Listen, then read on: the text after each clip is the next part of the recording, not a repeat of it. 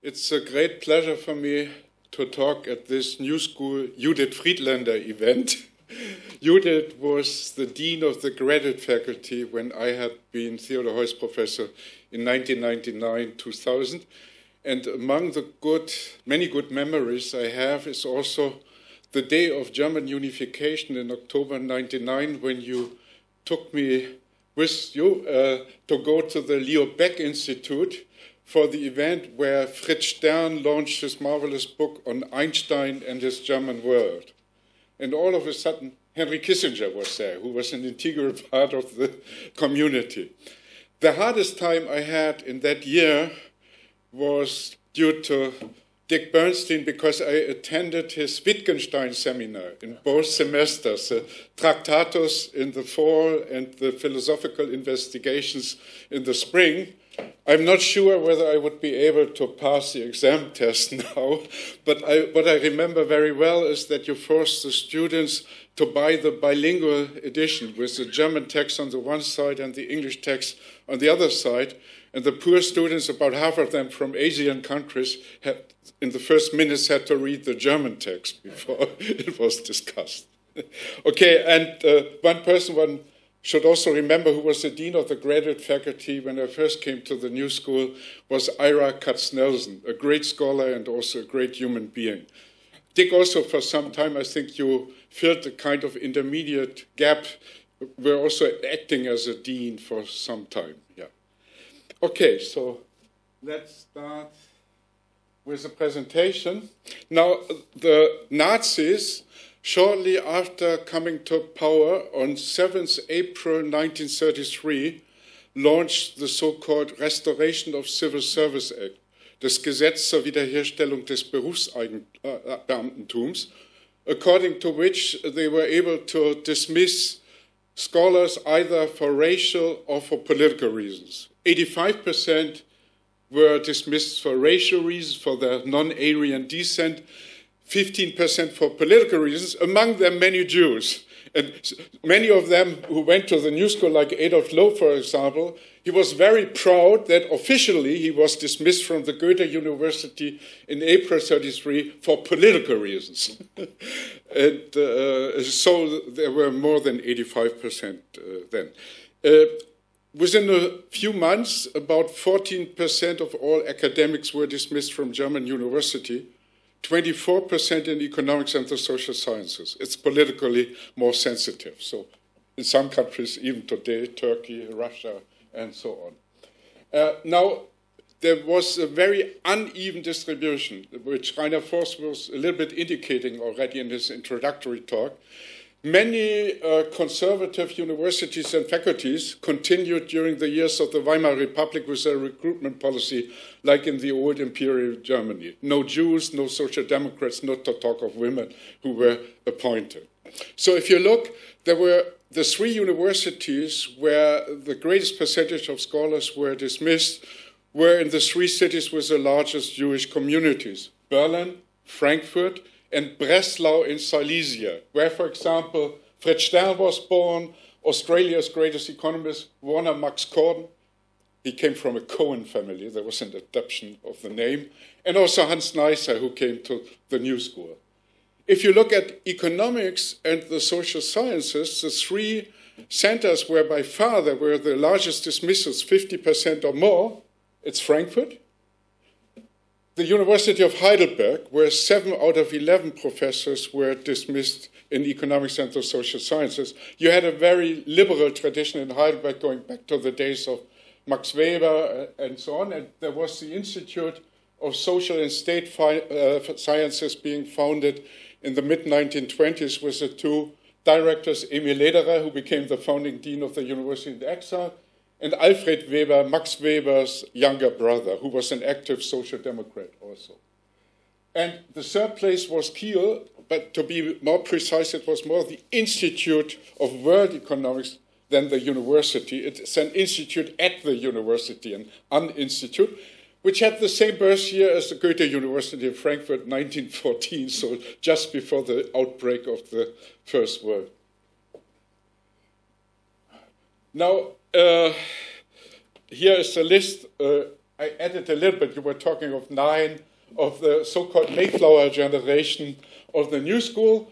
There are 2 exceptional cases. Max Ascoli was the only non-German on the list. He was a good friend of Piero Sraffa, and a political scientist who later became very conservative after his New School period, but he was among the very few Italians who denied the oath to Mussolini in 1930, and therefore he was kicked out. It was much later, I think in 1938, that the fascist government in Italy forced the Jews to be out. At the beginning, Mussolini even had some Jewish advisors, but this was much later than the Nazis did. Then the other exception is Frieda Wunderlich, who was already mentioned by Judith, as the only woman. And in the letter from Schumpeter, for example, Schumpeter had a high opinion of her, but because she was a woman, he had the idea she could not be appointed at a university. He was looking for a good college for her. So those were the 2 exceptions. If you go through the list, you had a domination of economists at the early period. Hardly any philosopher around. This changed much later. Yeah. As a structuring principle, I take a letter from Schumpeter to Wesley Mitchell from the 19th of April 1933. So just 12 days after the Nazis launched the Restoration to Civil Service Act, and 7 months after Schumpeter had moved from the University of Bonn to Harvard University. If you read Judith's marvelous book, you find on page 103 the sentence, "The overlap between the social scientists on Schumpeter's list and those who came to the New School is striking." That's the main reason why I choose it. And it's thanks to Harald that I know this. And I have to correct you marginally. You said 5 out of 9 came to the New School, which is correct, but I would say 5.5. I will explain it shortly. It's a typically Schumpeterian language, who never cared for political correctness. So he gave his priority list of Hebrew colleagues in Germany who should be supported. The men listed, may all of them be described as more than competent. I did on purpose not include any distinctly weak brothers. So there are no sisters on the list, but that was the time then. And on the other hand, despite he never behaved politically correct, Schumpeter had an enormously good sense of quality. So even if you have different views from Schumpeter on certain issues, his sense of quality for the scholarly achievements was excellent, one has to say. The marginal correction unit is the first one on the list, Gustav Stolper. Gustav Stolper may be known to some elderly colleagues as Stolperhäuser Borchardt, the book on the history of the German economy from the 18th. So he was the founding editor of the German equivalent to The Economist, the Wirtschaftswoche, and he was a close personal friend of Schumpeter as well as of Theodor Heuss. And he was one of the few members for the Liberal Party, the DDP, in the last Reichstag in early 1933. And his son Wolfgang, who later became a famous development economist, a professor at the University of Ann Arbor, he moved as a PhD student with Schumpeter from Bonn to Harvard. So you can say Stolper was out of competition. He did not become professor, but he gave some lectures and seminars for some time at the New School too, but never became part of the faculty. The next I want to discuss is Emil Lederer, who was a fellow student of Schumpeter in Böhm-Barwerk's seminar at the University of Vienna in 1904-1905, together with Ludwig von Mises, Emil Lederer, Otto Bauer, the chairman of the Social Democratic Party in Austria, and Rudolf Hilferding. And it was basically Lederer together with Hilferding and Bauer, who managed that Schumpeter became a member of the German Socialization Committee in 1919, from which he had to resign after he became Austrian Minister of Finance in the same year. But Schumpeter signed the majority report of the socialists, although he was more conservative, and not the minority report on the liberals, due to the behavior of the iron, coal, steel industry in both wars. Now, if you read Schumpeter's history of economic analysis, he calls Emil Lederer the leading academic socialist of Germany in the 1920s.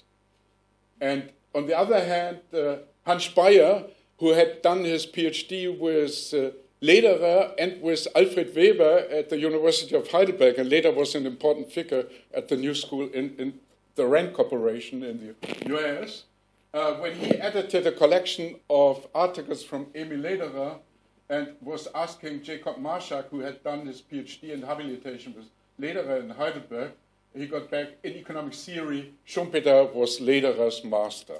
So Lederer was ranked at the 5th position by Schumpeter in this letter to Mitchell, but I talk on him first because he became the founding dean until his death in 1939 of the university in exile. Now, I go over this. Lederer had been born in Pilsen. Schumpeter and Třešť, both cities today are part of the Czech Republic, not very far away from Vienna, but in the Danube monarchy. And he was, like most economists at the time, was quite similar with Lowell, an economist at the borderline of economics and sociology, so very much embedded in the social sciences, very different from today's mainstream economists, or the finance boys here in Frankfurt.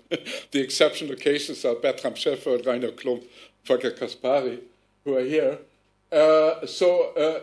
One of his most important early works was the work on modern salary employees, partly together also with Lederer. It was the first, on the white-collar workers. It was very important. There were some Marxist influences, but I wouldn't call Lederer a Marxist. So he stayed in Heidelberg for 20 years until for the last 2 years he moved from Heidelberg to the University of Berlin. And he was quite in danger when the Nazi came to power because he was a key figure in the protests against the Nazis, together with Einstein and a few others, so he had to leave the country very quickly. And he was one of the close links Alvin Johnson had due to his participation with Seligman in the edition of the Encyclopedia of the Social Sciences. So the founding dean of the university in exile. And Lederer edited for about 20 years the Archiv für Sozialwissenschaft und Sozialpolitik, which was the leading, by far the leading German journal in the social sciences, including some parts of economics, since 1904, when Werner Sombart, Max Weber, and Edgar Jaffe became the new editors of this journal, which was renamed. And it was the only journal in economics and the social sciences which had to terminate publication after the Nazis came to power. The follow-up journal started in 1934, Social Research. And if you look, there's a great overlapping of authors in the last years of the Weimar Republic in the Archiv für Sozialwissenschaft und Sozialpolitik with the authors in the first years of the new journal, Social Research. And I have just mentioned a few of the articles which were published. For example, in the very first year, Max Weber published his famous article on objectivity in the social sciences, and then the 2 essays on the Protestant ethic and the spirit of capitalism. Mises in 1920, the article on economic calculation in the socialist commonwealth, which launched the famous socialist calculation debate. And Mises, who was a hardcore fundamentalist liberal, not a social liberal at all, published 10 or 11 articles in the archive, which was edited by Lederer. This never would have happened the other opposite way. Lederer was much more liberal on intellectual issues than Mises was. And one has to say the more important Mises was the brother Richard von Mises, an applied mathematician who finally became professor in Harvard after some years in Istanbul after 1933. And Richard von Mises was a socialist, in contrast. But independently of the political views, a much more important figure.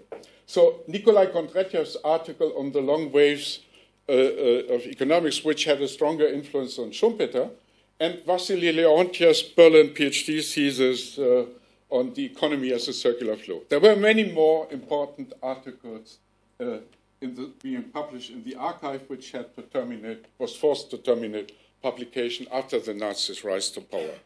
So the top candidate on Schumpeter's list was Jacob Marshak, because Stoiber was out of competition. And here you can say, let me mention just two statements by Schumpeter out of exchange of letters he had with Ragnar Frisch. Ragnar Frisch was the first one who in 1969, together with Jan Tinbergen, received the Bank of Sweden Prize in Economics in memory of Alfred Nobel, which is not an original Nobel Prize. Therefore, it's the last one in the second week on Monday that the Economic Nobel Prize is being given. There's an old joke. Robert Heilbronner, for example, liked to talk that in Russia and Moscow on the 1st of May, Labor Day, there's always this military parade, which was more or less revitalized by Putin. So this year, 1st of May, you see all the most dangerous weapons, rockets, tanks, and so on. And once a visitor was there and was wondering what the civilians at the end of this parade, after all these dangerous weapons, why are they part of the parade? And the answer was, oh, they are our economists. They are the most dangerous of all. So if you take that the Nobel Prize money came from the dynamite, okay, the economists fit into the story.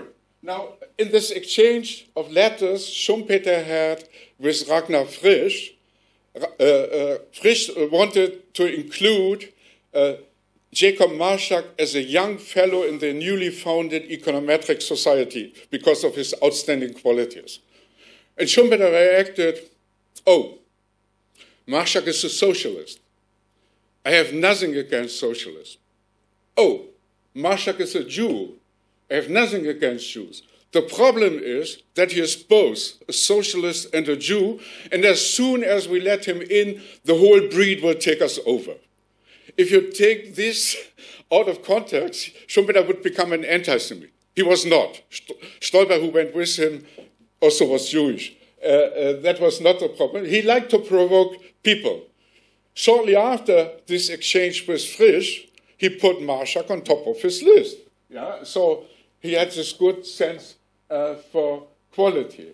Now, Marshak probably had the most interesting biography of all economists in the 20th century. When he died in 1977, he was president-elect of the American Economic Association. When he was 19 years old, he was Minister of Labor in a revolutionary government, the Terek Republic in the Northern Caucasus, in Chechnya today. And he was politically a left-wing Menshevist who ended up as a president-elect of the American Economic Association. This is the 20th century and what happened there. He made his PhD in habilitation in Heidelberg with Lederer, but he was at the Kiel Institute for 2 years in 28 and 30, and a lifelong close friend of Adolf Lowe. He was only at the New School for 3.5 years, and then he was appointed professor in Chicago and the director of the Kautz Commission, which was more or less responsible for the mathematization and econometrization of economics after the Second World War. But nevertheless, Marshak also wrote on philosophy, sociology of knowledge. He was very broad himself. The next one on Schumpeter's list is Hans Neisser, who was called by Adolf Lowe a guardian of good theory. By Schumpeter, may be described as a brilliant scientist. He was one who published in all the leading journals what the economists of the new school today don't do anymore. Econometrica, American Economic Review, Journal of Political Economy, so the top 5 journals for mainstream economists today. But he also wrote a book on the sociology of knowledge and so on, and was appreciated by Keynes and Hayek alike. Now, the fourth on Schumpeter's list, I have only listed here the name because he didn't go to the new school, although you can read, and you mentioned it before, in Judith's book, that besides Lederer, Alvin Johnson was extremely keen to get Jacob Marshak, Adolf Lowe, which he got later, and Karl Mannheim. But Karl Mannheim, who came from Heidelberg to Frankfurt in 1930 with his young PhD student Norbert Elias, and was one of the reasons also why Lowe moved from Kiel in the next year. He was appointed professor at the London School of Economics, so he never came over to the new school. Going back to Neisser, he spent 10 years from 1933 to 43, not at the new school, because they tried to look around to find some people who were so well qualified and had such a standing that you could place them somewhere else, and not everyone at the new school. So he was at the Wharton School of Finance at the University of Pennsylvania, and his salary over many years was co-financed by the Rockefeller Foundation within the Disposed Scholar Program at the time. But a brilliant economist, and he was of the rare species who was highly appreciated by Keynes and by Hayek alike. Yeah. I have here only the quotation from Keynes, who commented on in his treatise on money on Neisser. I find his general attitude to monetary problems particularly sympathetic, and I'm hopeful that he may feel the same about me and my work. Writes Keynes, who was a worldwide known figure at the time, on a young German scholar who was hardly known outside Germany. So this, and Hayek made some similar statements. So number 5 was Lederer, number 6, Adolf Lowe. Schumpeter made an error about the age. Lowe was 40, not 45, in 1933. Excellent teacher, good theorist, thoroughly competent, but has done a lot of administrative work and so on. Adolf Lowe, who was for a longer time in Kiel. Now I have to become a local patriot in several senses because I was born, studied, and did my PhD in Kiel, where Lowe in 1926 became the founding director of a new department for research on business cycles, which was world-class, excellent, outstanding for 7 years, and then all of them were kicked out by the Nazis. And after 5 years, he moved in 1931 for 3 semesters to the Goethe-University here in Frankfurt. When he, as you can see, he became 102. In 1983, we made him the first honorary doctor at the University of Bremen in the age of 90, 50 years after emigration. When after his wife died, he came back from the US to Germany because his second daughter lived in Wolfenbüttel, and he spent the last 12 years with her. And the German television asked him, what are his impressions, what are the differences between the Germans today in 1983 and in 1933? And he immediately responded, oh, the Germans have become much nicer, but less efficient. He had a kind of Prussian working ethos, or Protestant working ethos, responding the letters the same day and so on. He would have had a hard time with the internet today, I guess. The Goethe-University there's a misprint in 1993. So at the occasion of his 100th birthday, there was a great centenary conference here at the Goethe-University, which was co-organized by Bertram Scheffold, and Robert Heilbronner was the keynote speaker. And among the participants were Marion Countess Dönhoff, the longtime editor of the weekly magazine Die Zeit, and Karl Schiller. Both of them, Dönhoff and Schiller, were students in economics of Lowe between 31 and 33. After the Nazis' rise to power, Dönhoff made her PhD in economics in Basel in Switzerland with Edgar Salin in 1934. So, as you see, Lowe was not caught by Johnson in 1933, but in 1940 he accepted to move from Manchester to the New School. And the last book he wrote is not the one on the list, Has Freedom a Future? In 1989, so when he was 96 years old, he was reflecting on the future and always resisting many who suggested to him to write his autobiography. No, he didn't want. He wanted to have a forward-looking and not a backward-looking perspective. This is quite typical for Lowe.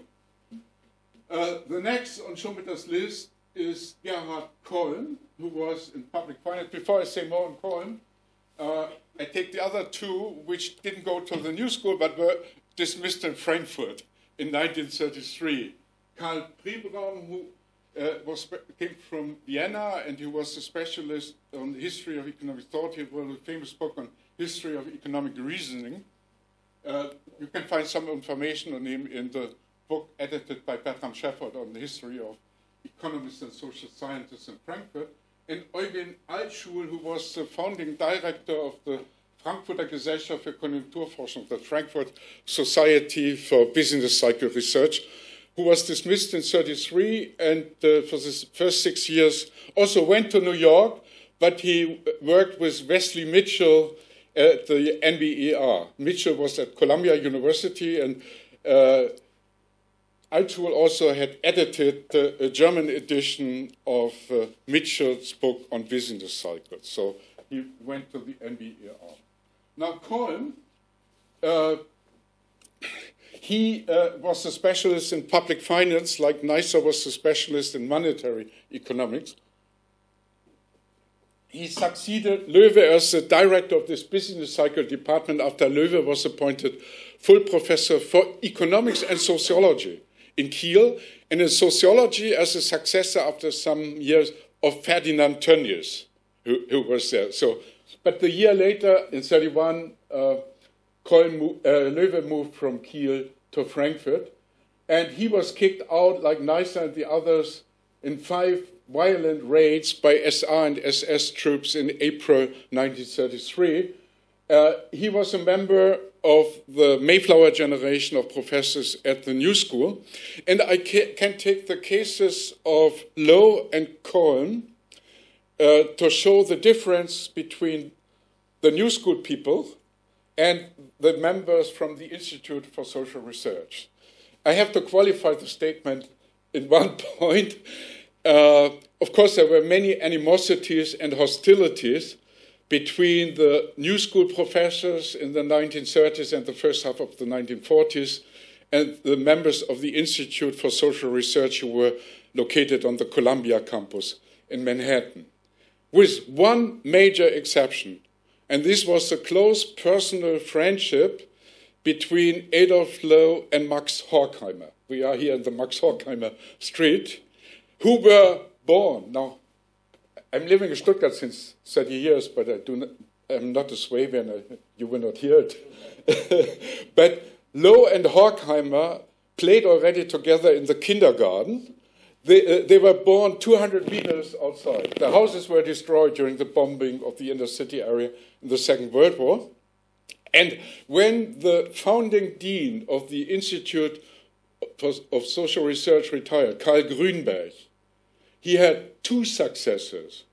So Papa Weiss had to give additional money to fund a new professorship because the department or the faculty resisted against the appointment of Horkheimer, who had done his habilitation at the Goethe-University, was in social philosophy. Grünberg was an economic historian, so they opposed it.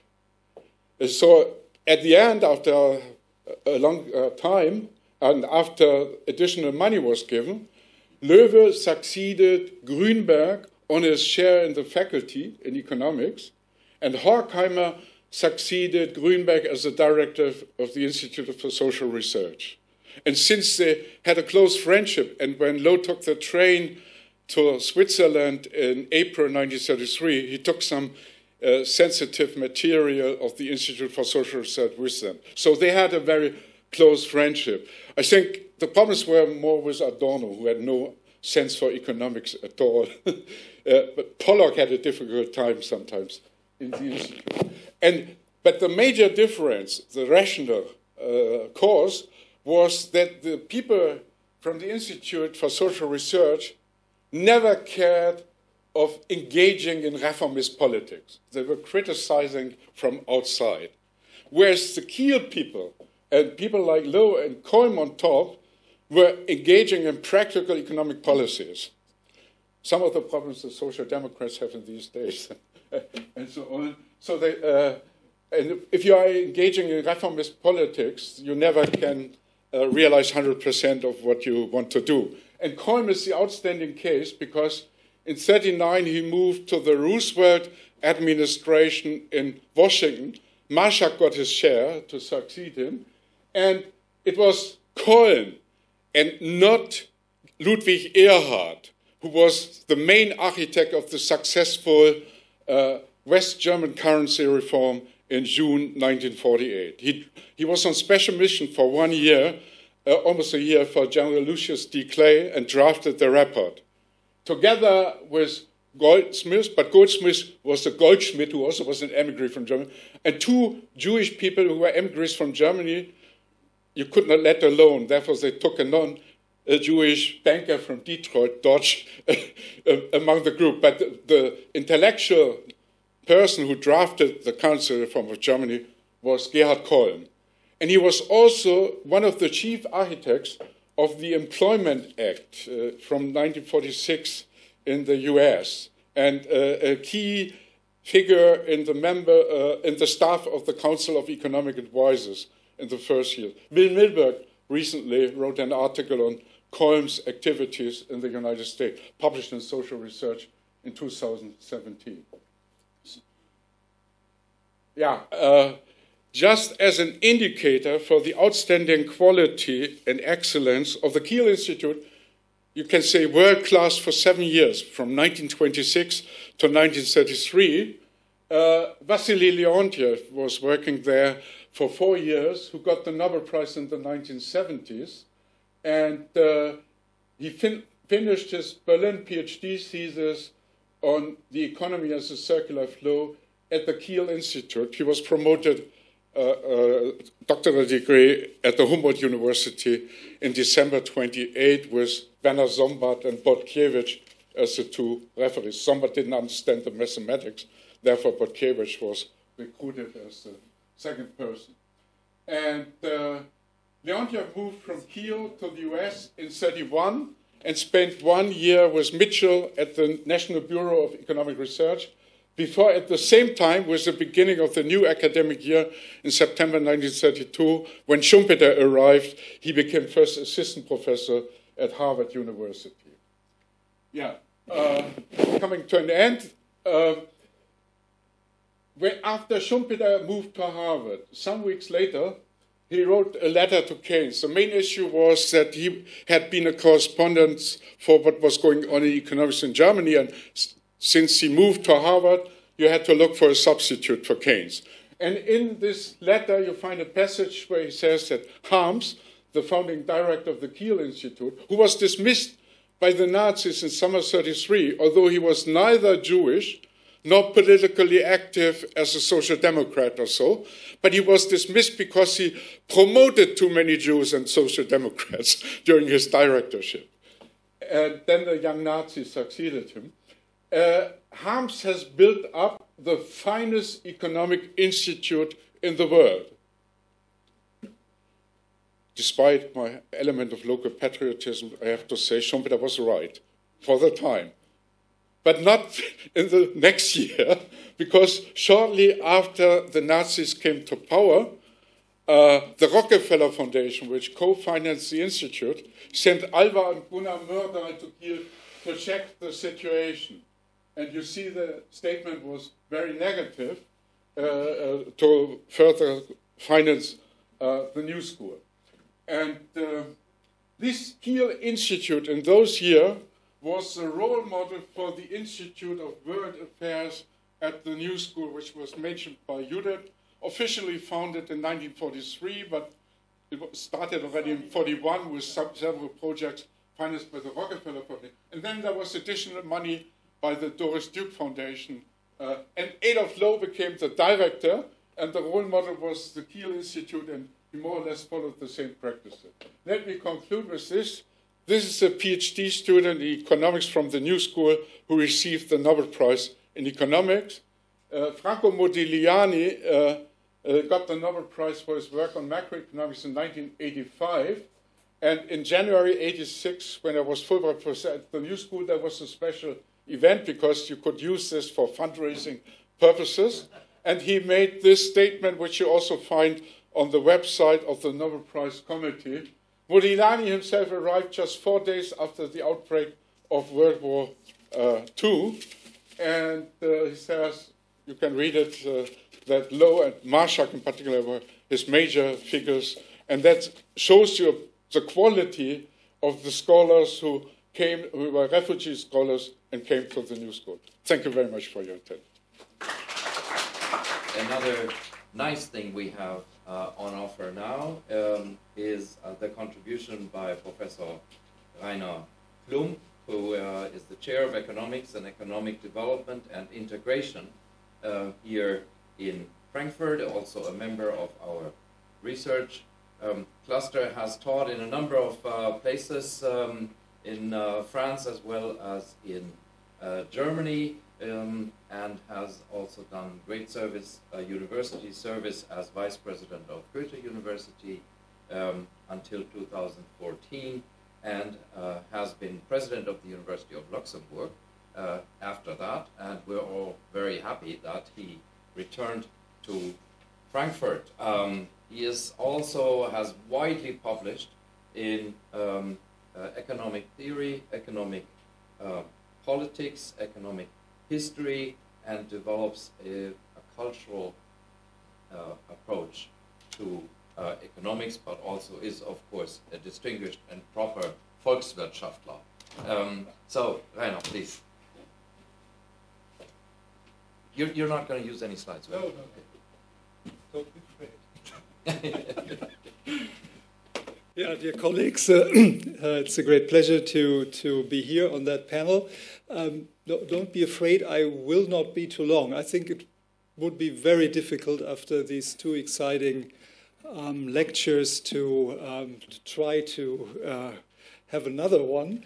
So, and you will see that my view on the New School is particularly different to the ones by Judith and Harald. So I will just try to in three brief contributions to contribute to this celebration and to pay my personal tribute also to the New School and the people who have taught and reached the research there, especially to the economists, as I'm an economist. So I start perhaps with my personal remark, and I brought with me, and maybe it's interesting for Judith or Dick, I brought with me a copy of the agreement of cooperation between Goethe-University and the graduate faculty of the New School. The first, as I heard, it was the first agreement that was signed in 1992. So after all that period of cooperation that we had heard about, of the many Heuss professors that had come from Frankfurt to New York, it took until 1992 until this agreement was signed.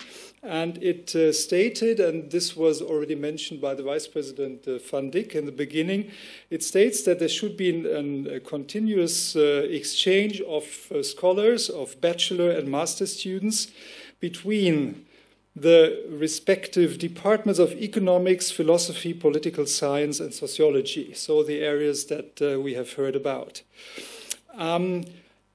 The important thing, especially for economists, was that the New School granted a waiver of tuition fees of half of the fees for the students coming from Frankfurt, whereas Goethe promised that there could be some scholarship available for students coming from New York to Frankfurt.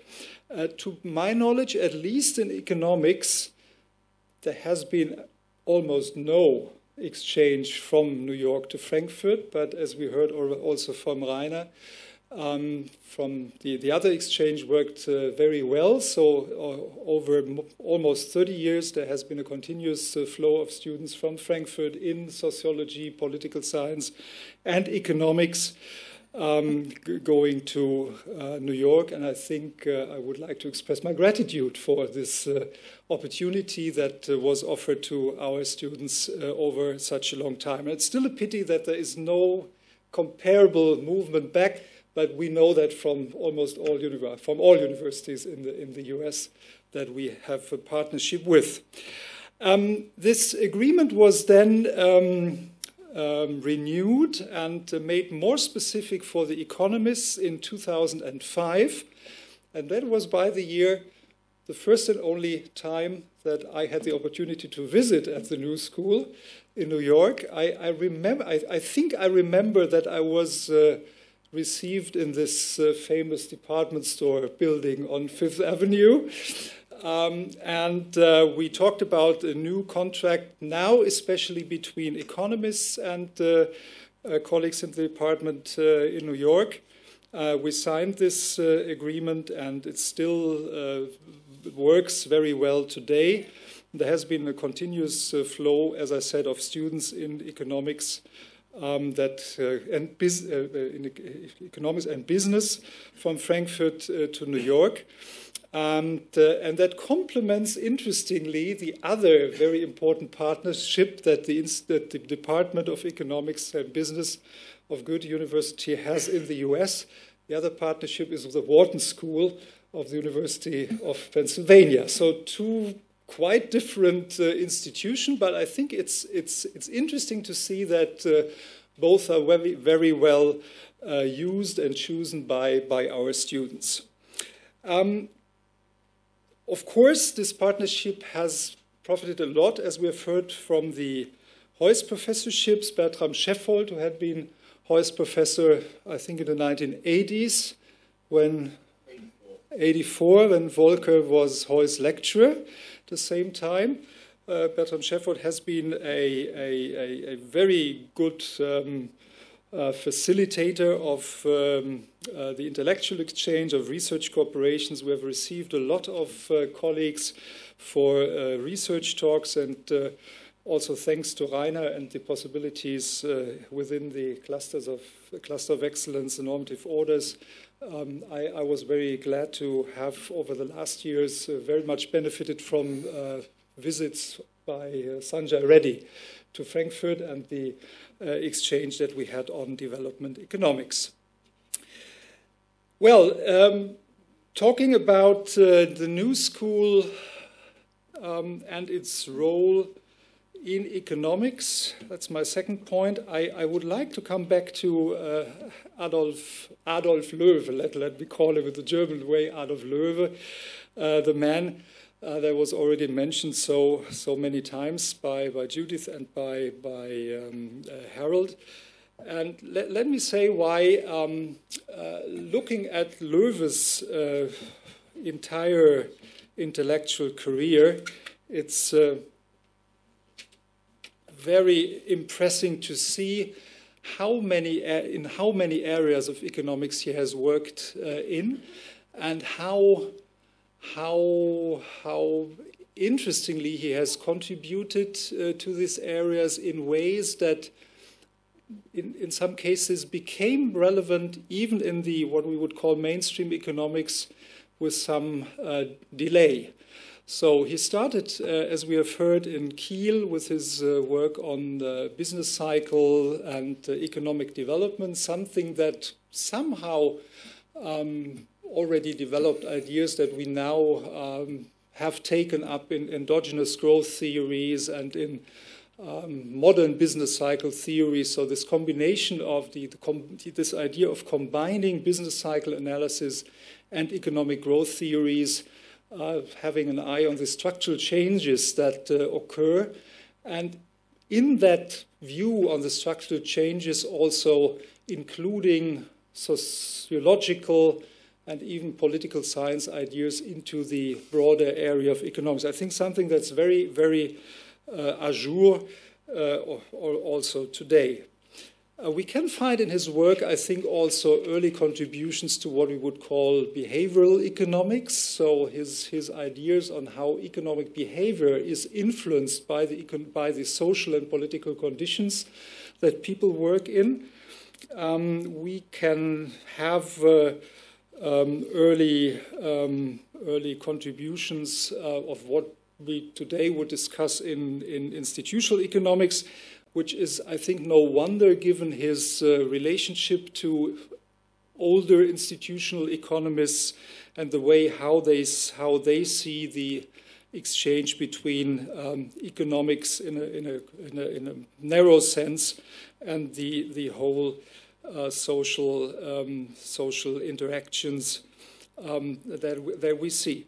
And I think that makes him an interesting figure. We have heard that as he became very old, he wrote his last book on Does Freedom Has a Chance, where he, I think, very much tried to answer the question whether a democracy, an economic order of freedom, can survive in times of massive economic, political, and technological changes and challenges. And I think this is also something that we urgently need for the discussions today.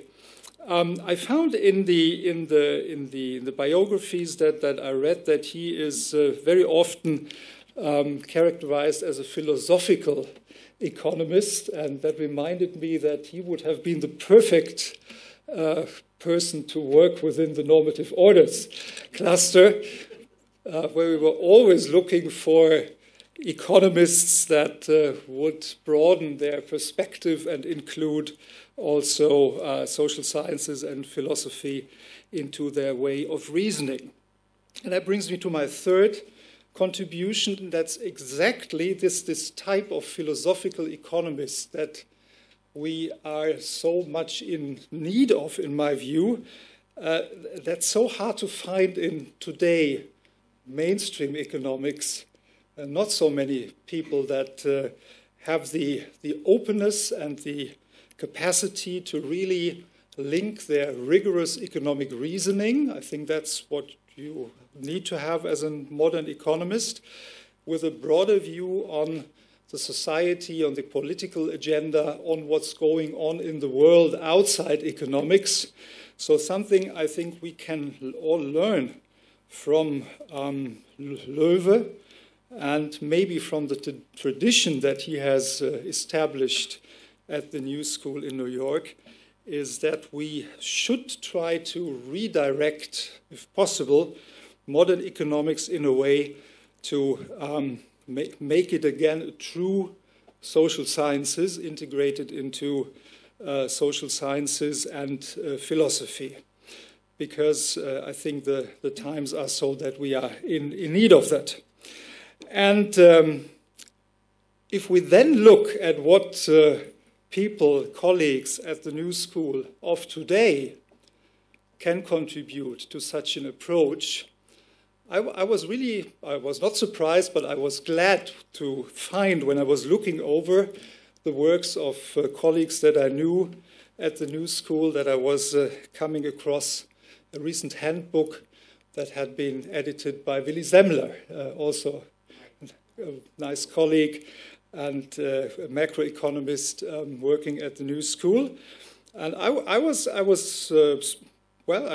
really pleased to see that Willy had come up with a handbook on the macroeconomics of sustainable development, where he tries to study the, of course, very urgent problems of climate change from his perspective as a macroeconomist, but also inviting a couple of other people to contribute So to have a very coherent and comprehensive view on what is at stake at the moment in climate economics from an economics point of view, and to integrate it into a fuller social scientist view. I think that's exactly the heritage that we can take from the times of the University in Exile, from Adolf Loewe, and from the very specific, very interdisciplinary tradition that we have, that you have developed at the